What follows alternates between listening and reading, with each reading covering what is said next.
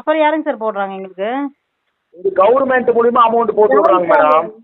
டிஎம்கேங்களா ஏடிஎம்கேங்களா இல்ல பிஜேபிங்களா?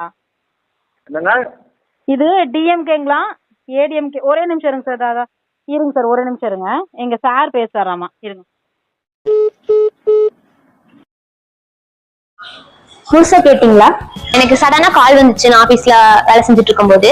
அப்ப நான் கால் பேசிட்டு இருக்கும் போது எங்க மேம் பார்த்துட்டு கேட்டாங்க, என்னமா யார்ட்டமா பேசிட்டு இருக்குன்னு கேட்கும் போதுதான் வந்துட்டு நான் சொன்ன மேம்கிட்ட இந்த மாதிரி ஸ்கூல்ல இருந்து ஸ்காலர்ஷிப் போடுறாங்க, அதனால நான் வீட்டுக்கு கொஞ்சம் போயிட்டு வரேன் அப்படின்னு சொன்னேன். அப்ப எவ்வளவுன்னு கேட்டாங்க மேம். 38,000 அப்படின்னு சொன்னாங்க. அவ்வளோ போட மாட்டாங்களே அப்படின்னு சொல்லும் போதுதான் அது ஸ்கேம்னு எங்களுக்கு தெரிய வந்துச்சு. அதுக்கப்புறம் தான் நாங்க அதுல அவங்களுக்கு மறுபடியும் கால் பண்ணி கேட்கும் போது அவங்க பேசுற டோன்லயே எங்களுக்கு தெரிஞ்சிருச்சு, ஓ இது ஸ்கேம் தான் அப்படின்னு. அப்புறம் உடனே எங்க மேனேஜர் கிட்ட கொடுத்து பேசினதுக்கு அப்புறம் அவங்க பேசினோடனே அவர் கட் பண்ணிட்டாரு. அப்பயே எங்களுக்கு புரிஞ்சிருச்சோ இது ஸ்கேம் தான் அப்படின்னு சொல்லிட்டு. ஏன்னா அவங்க அனுப்பின ஸ்கிரீன்ஷாட் எல்லாமே அப்படியே இருந்துச்சு. அது வந்து கொஞ்சம் கூட ஃபேக்குன்னு கூட சொல்ல முடியாது, அந்த மாதிரி இருந்துச்சு. நானே ஒரு செகண்ட் பார்த்தோன்னு நம்பிட்டேன். அப்புறம் எங்க மேனேஜர் பார்த்து அது எல்லாமே இது பண்ணக்கு அப்புறம் தான் எங்களுக்கு தெரிய வந்துச்சு ஸ்கேம் இவங்க ரொம்ப இது பண்றாங்கன்ட்டு. எனக்கு இது ஃபர்ஸ்ட் டைம் நடக்குது. இந்த மாதிரி எனக்கு முன்னாடி நிறைய பேருக்கு நடந்திருக்கலாம். ஸோ நீங்க எல்லாம் அவேர்னஸா இருங்க.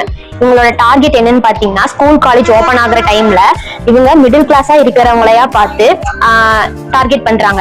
அதாவது 38,000 வந்து அவங்களுக்கு வந்து கொஞ்சம் ஜாஸ்தியா இருக்கும். அதை பார்த்து அவங்களும் ஒரு கஷ்டத்துல இருப்பாங்க, ஸ்கூல் ஃபீஸ் கட்டணுமே காலேஜ் ஃபீஸ் கட்டணுமே அப்படின்னு சொல்லி இருப்பாங்க. அந்த டைமா இவங்க பார்த்து உங்களுக்கு நாங்க 38,000 போடுறோம், இது உங்களுக்கு மேல் படிப்புக்காக ஸ்காலர்ஷிப் அப்படின்னு சொல்லி ஏமாத்திட்டு இருக்காங்க. சோ நீங்க இதுக்காக யாரும் பயப்படாம அவேர்னஸா இருந்துக்கோங்க. இப்ப வந்து அவங்க என்ன சொல்றாங்கன்னா, இப்ப 38,000 நாங்க போடுறோம், ஆனா வந்து நம்மளுக்கு வந்து ஸ்கிரீன்ஷாட்டும் அனுப்பிடுறாங்க எப்படின்னா உங்களுக்கு அமௌண்ட் போயிருச்சு அப்படின்னு. ஆனா அது வந்து அமௌண்ட் வரவே இல்லை.